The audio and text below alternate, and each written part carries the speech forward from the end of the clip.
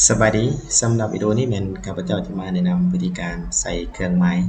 ถูกผิดใน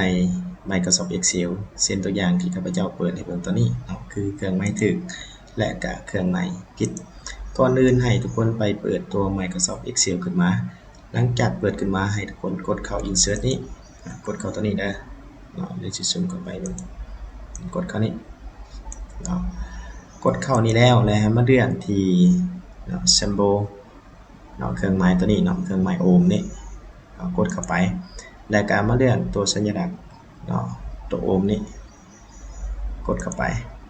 กดเข้ามาแล้วเฮามาเลือกตัวฟอนต์นี้เนาะให้เป็น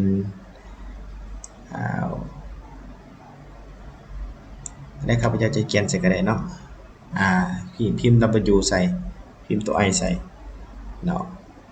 วินดิ้งเนาะสัญลักษณ์ตัวนี้เนาะมันจะขึ้นตัวนี้มาได้ครับจะซูมไปเบิ่งเนาะให้ทุกคนพิมพ์ฟอนต์ตัวนี้ใส่หลังจากพิมพ์ใส่แล้วเนาะให้มาใส่รหัสโค้ดมันอยู่นี่ใส่ว่า252ลบออกไปเนาะ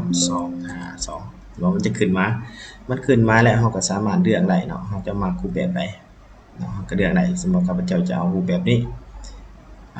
รูปแบบนี้เนาะกด insert เห็นบ่เนาะถ้ามักรูปแบบนี้ก็ใส่รูปแบบนี้เห็นบ่มันจะเพิ่มให้อัตโนมัติมักรูปแบบนี้มักรูปแบบนี้เนาะก็สิประมาณนี้สำหรับการแนะนำการใส่เครื่องหมายถูกผิดในMicrosoft Excel เนาะถ้าเห็นว่ามันเป็นประโยชน์ก็ขอฝากกดไลค์กดแชร์กดติดตามเพื่อเป็นกำลังใจให้เป็นเฮ็ดคลิปใหม่ๆออกมาสำหรับวิดีโอนี้ขอจบลงเพียงแต่ส่ำนี้เนาะขอขอบใจ